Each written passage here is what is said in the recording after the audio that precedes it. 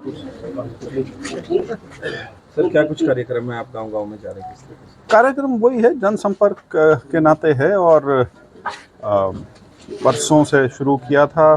4 गांव परसों किए थे, 3 कल किए थे, 3 आज हैं। आज शुरुआत चांदपुर से है, फिर खेड़ी बुल्ला है और शाम को पेगा है।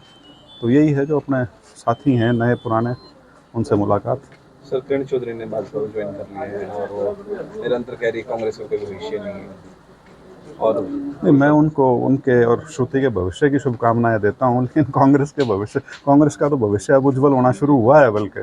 तो इसलिए मुझे उनके फैसले पर थोड़ी हैरानी होती है कि एक ऐसे समय पे कांग्रेस को उन्होंने छोड़ा है जब कांग्रेस उभार पे है, राष्ट्रीय स्तर पे भी और प्रदेश स्तर पे भी।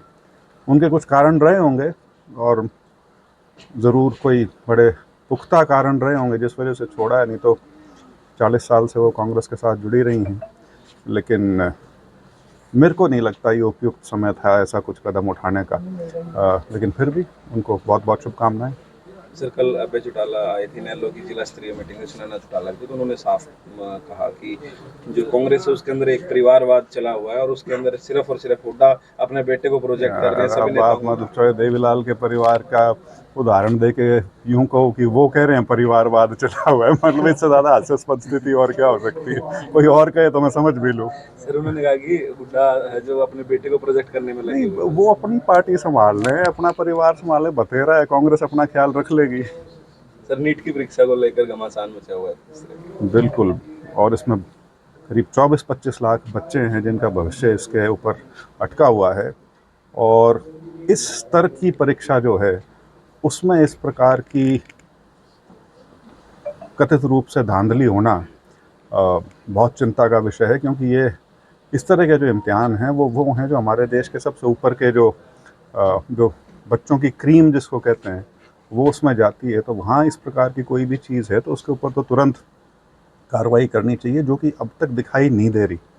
और अभी तक ऐसा ही प्रतीत हो रहा है कि केंद्र सरकार जो है वो इस पर आँख मूंदे बैठी है, जबकि बिहार में तो मेरे ख्याल से कई लोग अरेस्ट भी हो चुके हैं, जहाँ पे ये चीज़ सामने आई कि 25-25, 30-30 लाख रुपए दे के उनको पेपर मिला हुआ था।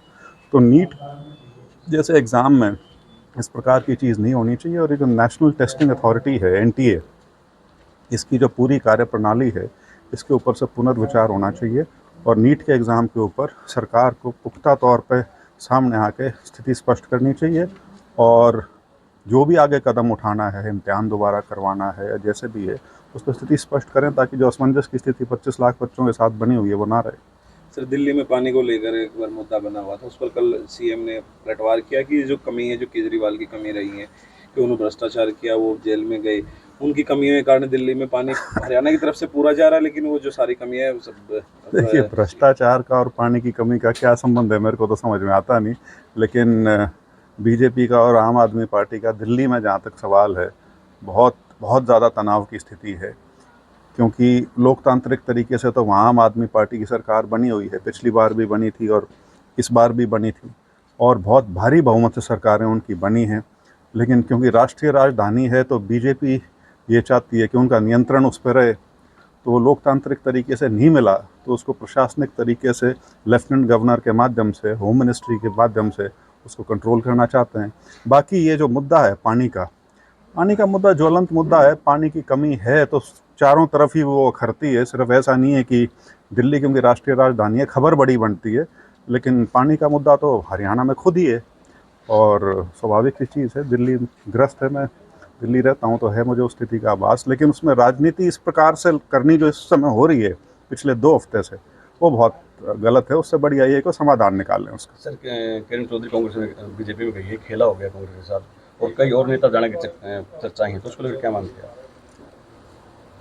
इलेक्शन का सीज़न है, कुछ आवागमन तो होगा हर तरफ से, ख़ास तौर पे वो लोग जिनको उनकी संभावनाएं जिस पार्टी में भी हैं उसमें थोड़ा उसके ऊपर उनको प्रश्न चिन्ह लगता दिखता है, तो वो अपना इधर उधर रास्ता पे ढूंढना शुरू तो करते हैं। तो ये तो हर चुनाव से पहले एक स्वाभाविक सी प्रक्रिया है जो होती है आमतौर पर। सर हरियाणा में देवलाल परिवार काफ़ी समय तक राज किया है, लेकिन जो देवलाल परिवार के वंशज हैं, कुलदीप बिश्नोई, रणजीत सिंह, उसके बाद अब किरण भी चले गए हैं। कुलदीप बिश्नोई थोड़ी हैं, देवीलाल के बच्चे। भजन लाल के ना सर। अच्छा, भजन लाल।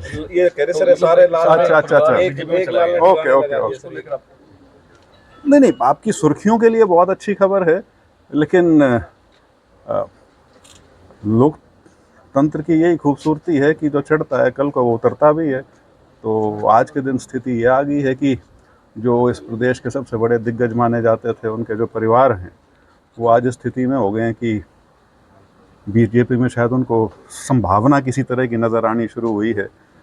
लेकिन बहुत दुर्भाग्य की बात है कि इतनी बड़ी जो एक विरासत थी, वो जिस प्रकार से आपसी लड़ाई में पहले खंडित की और उसके बाद लोगों के भरोसे का जो सम्मान नहीं किया, सम्मान क्या उसका बल्कि अपमान किया, वही कारण है कि आज ये स्थिति बनी है कि जेजेपी को 1% वोट भी नहीं मिला लोकसभा में और इनेलो को 1.7% वोट मिला है। दुखदाई है क्योंकि बहुत बड़ी विरासत थी और हमारी आंखों के सामने इतने छोटे समय में उसका विखंडन हुआ है।